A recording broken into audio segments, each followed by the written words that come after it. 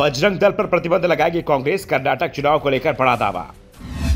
BJP ने जो कानून बनाया उन्हें रद्द करेगी कांग्रेस की सरकार।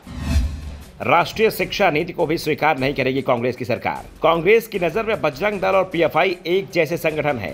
पीएफआई पर केंद्र सरकार ने 5 साल के लिए प्रतिबंध लगा दिया है, जबकि बजरंग दल पर कोई प्रतिबंध नहीं है। यह अपनी गतिविधियों को खुलकर अंजाम देता है, लेकिन अब बजरंग दल पर भी प्रतिबंध लगाने की तैयारी होगी। इसे भी प्रतिबंधित किया जाएगा। बजरंग दल से जुड़े लोगों को गिरफ्तार किया जाएगा। कांग्रेस ने कर्नाटक के लिए जो घोषणा पत्र जारी किया है, उसमें सबसे खास ऐलान बजरंग दल पर प्रतिबंध लगाने का है। कांग्रेस ने अपने घोषणा पत्र में प्रतिबंधित पीएफआई की तुलना संघ से जुड़े विश्व हिंदू परिषद की युवा शाखा बजरंग दल से करते हुए कहा कि वो ऐसे संगठनों पर प्रतिबंध लगाएगी जो दुश्मनी या नफरत को बढ़ावा देते हैं। घोषणा पत्र में कहा गया कि अगर पार्टी राज्य में सत्ता में आती है तो नफरत फैलाने वाले संगठनों पर प्रतिबंध लगाने सहित कानून के अनुसार निर्णायक कार्रवाई की जाएगी। हम मानते हैं कि कानून और संविधान पवित्र हैं। बजरंग दल और पीएफआई जैसे संगठनों द्वारा इसका उल्लंघन नहीं किया जा सकता है।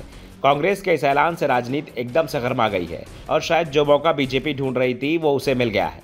जैसे ही कांग्रेस का घोषणा पत्र जारी हुआ, बीजेपी ने कांग्रेस को घेर लिया। बजरंग दल पर प्रतिबंध लगाने के वादे पर असम के सीएम हेमंत बिस्वा शर्मा ने सवाल खड़े किए हैं। शर्मा ने कहा कि कांग्रेस खुद पहले पीएफआई का समर्थन करती थी। केरल में आज भी इनका मुस्लिम लीग से गठबंधन है। पहले इन लोगों ने पीएफआई पर बैन की बात क्यों नहीं की? कांग्रेस ने पीएफआई नेताओं के केस वापस क्यों लिए? अब ये लोग बजरंग दल पर बैन की बात कर रहे हैं। शर्मा ने कहा कि यह घोषणा पत्र एक सेकुलर पार्टी का नहीं हो सकता है। कर्नाटक चुनाव के लिए कांग्रेस का यह घोषणा पत्र तो पीएफआई के घोषणा पत्र जैसा है। वैसे कांग्रेस ने अपने घोषणा पत्र में कई ऐलान भी किए हैं, जिसमें कांग्रेस के कर्नाटक के लिए चुनावी वादे। अगले 5 वर्ष में किसान कल्याण के लिए 1.5 लाख रुपए देगी सरकार। दूध पर बढ़ेगी सब्सिडी, 5 रुपए से बढ़कर 7 रुपए किया जाएगा। नारियल किसानों और अन्य के लिए सुनिश्चित की जाएगी एमएसपी।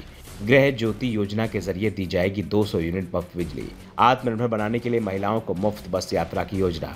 बीजेपी सरकार द्वारा बनाए गए जन विरोधी कानूनों को 1 साल के भीतर समाप्त किया जाएगा। राष्ट्रीय शिक्षा नीति को खारिज किया जाएगा। राज्य सरकार अपनी शिक्षा नीति बनाएगी। पाठ्य पुस्तकों में बीजेपी ने छेड़छाड़ की, इसे ठीक किया जाएगा। आरक्षण 50% से बढ़ाकर 75% किया जाएगा। अल्पसंख्यक आरक्षण 4% बहाल किया जाएगा।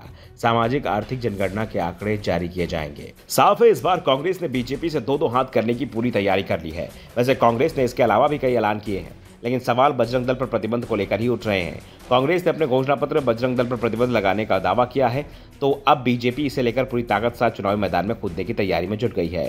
बीजेपी 1.5 साल से सांप्रदायिक ध्रुवीकरण की कोशिश में जुटी हुई थी। ऐसे में वे सवाल भी उठ रहे हैं कि कांग्रेस ने बजरंग दल पर प्रतिबंध का ऐलान कर कहीं बीजेपी को तो मौका नहीं दे दिया है, क्योंकि इस मुद्दे को लेकर जिस तरह से हेमंत बिस्वा शर्मा की प्रतिक्रिया सामने आई है, उससे साफ हो गया है कि बीजेपी चुनाव के समय मिले इस मुद्दे को छोड़ेगी नहीं।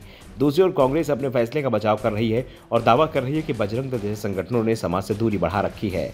ये संगठन नफरत फैलाने का काम कर रहे हैं, इसलिए इन संगठनों पर प्रतिबंध लगाया जाएगा। कांग्रेस के रुख से साफ है कि यह मुद्दा कर्नाटक चुनाव में कोई न कोई गुल जरूर खिलाएगा।